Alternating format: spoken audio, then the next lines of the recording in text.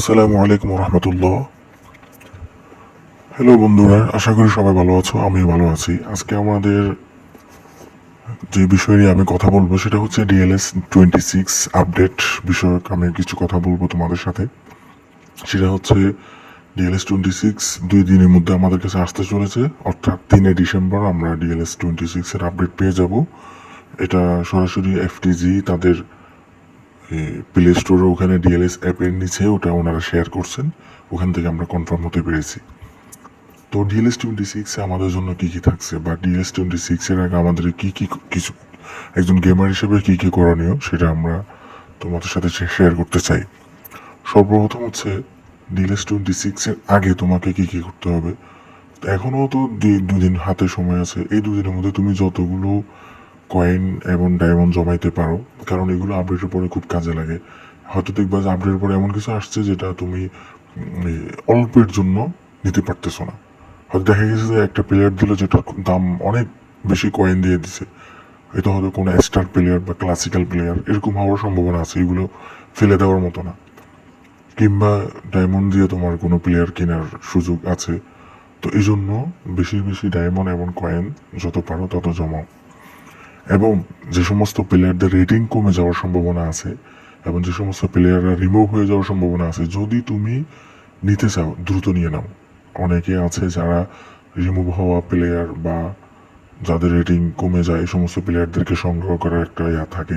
বিশেষ করে legend player যেমন লুকা মদ্রিচ, হিউমিংসন, লিওনেল মেসি, ক্রিস্টিয়ানো রোনালদো সহ অনেক সিনিয়র প্লেয়ারের রেটিং কমে যাবে, এটা 100% নিশ্চিত। এটা হচ্ছে DLS-26 এর আগে তোমাদের কি কি করতে হবে।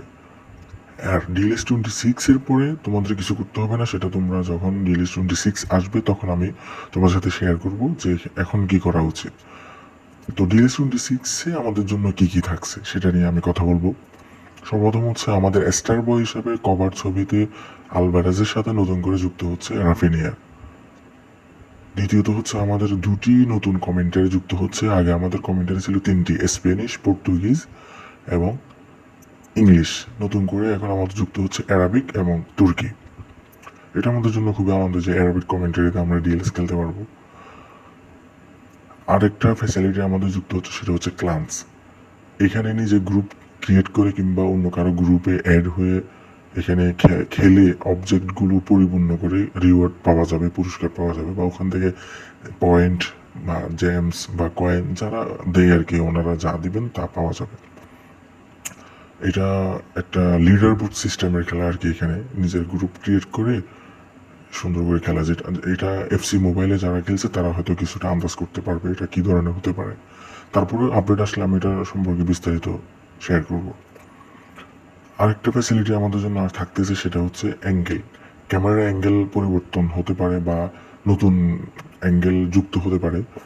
আমাদের খেলার যে রিপ্লে দেখার সিস্টেম চেঞ্জ হতে পারে, এবং খেলার যে ক্যামেরা অ্যাঙ্গেলের যে সিস্টেম কয়েকটা আছে, লং বল টু বল, সাইড লাইন এবং টিভি, যে সিস্টেমগুলো রয়েছে এগুলোর মধ্যে হয়তো নতুন অ্যাড হতে পারে, অথবা আমাদের খেলার রিপ্লেগুলো চেঞ্জ হতে পারে, যে এখানে নতুন ক্যামেরা অ্যাঙ্গেল থেকে আমাদেরকে আমাদের খেলার রিপ্লেগুলো দেখানো হবে।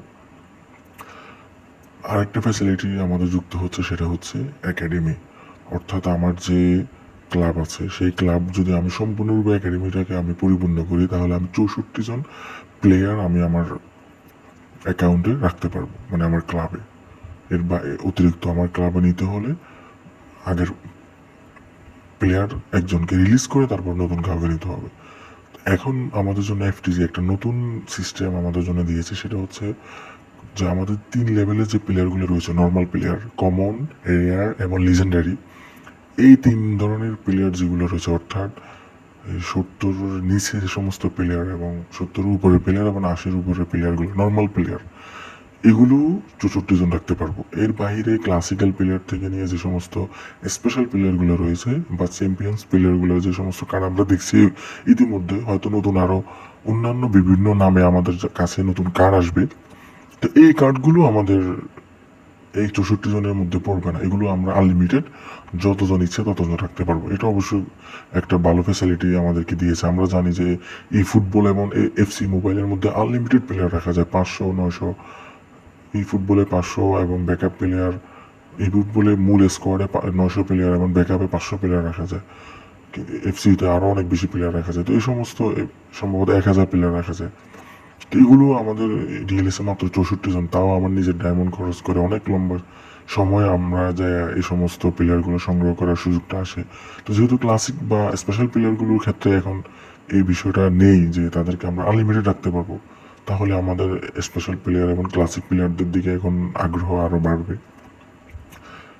আরেকটা ফ্যাসিলিটি হচ্ছে স্টেডিয়াম কভার আনকভার, এগুলো নর্মাল ফ্যাসিলিটি, এগুলো দিলেও কি না দিলেও কি, স্টেডিয়ামের ক্ষেত্রে আমরা এত তেমন একটা আমাদের আগ্রহ নেই। আমাদেরকে নতুন স্টেডিয়াম আসতে পারে কিনা সেটার ক্ষেত্রে মানে সহজলভ্য, যে আমাদের পুরাতন 2025-এর আপডেটের পরে যে সমস্ত স্টেডিয়ামগুলো আমাদেরকে দিছে, এগুলো যারা একদম মানে কৌতূহল বশত নিয়েছে, আমার মনে হয় না কেউ তেমন একটা আগ্রহ করে নিয়েছে, কারণ ওখানে আমাদের খুব একটা ফায়দা নেই। আমরা লিজেন্ডারি মোড়ে যাওয়ার জন্য, লিজেন্ডারি লিগ খেলার জন্য অনেকে স্টেডিয়াম ম্যাক্স করি, ওই অতটুকুই ওই কয়েন যা পাই তা, এর বাইরে টাকা দিয়ে বা অনেকগুলো ডায়মন্ড দিয়ে স্টেডিয়াম নতুন করে কেনাটা বোকামি।